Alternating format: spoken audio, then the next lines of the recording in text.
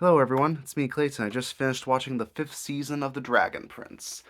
So, after waiting 3 years for the 4th season of The Dragon Prince, there were some fans who were upset that we waited 3 years for essentially a setup season for the second story arc of the series, which is also said to be the final story arc.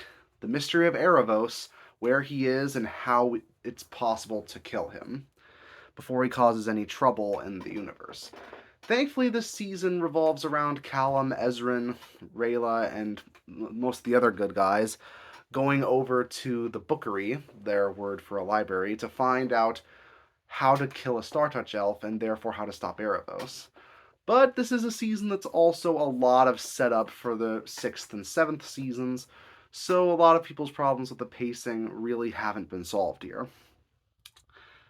So yeah, the story is basically that Callum, Ezran, and Rayla are trying to find a way to kill Erebos so he doesn't cause any more problems once he manages to escape from prison. All while Claudia, Terry, and Viren are trying to get there since Viren's resurrection spell is running out. He's basically running out of time because he only has 30 days to keep himself alive. And on top of that, Prince Karim is trying to find a way to get the sun, trying to get an artifact from his sister who's about to marry the deaf Aunt Amaya. So he happens to hire a bounty hunter of sorts who can use blood magic to get his hands on that artifact. So yeah, there's a lot of separate storylines going on in the 9 episodes we've got here, which is pretty much par for the course as far as Dragon Prince is concerned.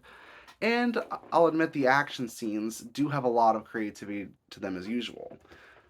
Colum and Ezra have to fight off a sea creature underwater while they have an amulet that allows them to breathe underwater. There's pirates included in this season, which also includes a pirate antagonist who basically gets to enslave the crew members that he uses through fear, intimidation, and his ability to freeze blood. There's a big action scene involving bears in a library. There's definitely a lot of stuff here that Dragon Prince seems accustomed to do when it comes to its creative magic battles and when it comes to its character conflicts. The show definitely is at its best when it allows things to just go at their own pace and it allows the characters to find themselves in the storyline. Though it is kind of weird how Erebos is built up through so many seasons, and yet he only appears in like 1 or 2 major scenes here again. He appears more often in the opening sequence than he does in the actual show itself, despite him having a pretty pivotal role in this season's finale. It almost makes me think that the show probably had lost an idea for how many episodes to have for each specific season, and more so that having 7 seasons was a bit too much for them. So they have to make the seasons padded out as much as possible in order to fulfill the service they had.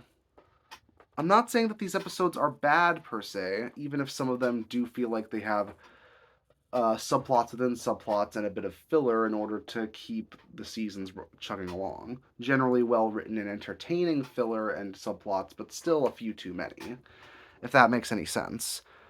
And that's also because the cast is so large at this point that it's difficult to keep every single cast member around when a lot of them aren't killed off in any form or written out of the show in any way.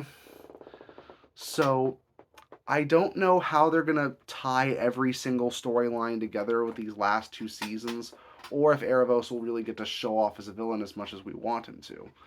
But for what it is, Season 5 is still pretty entertaining, pretty well written, and it still has some entertaining action that we'd expect from the franchise. I gave Season 4 an 8 out of 10, and I think this season deserves much of the same. See you next time.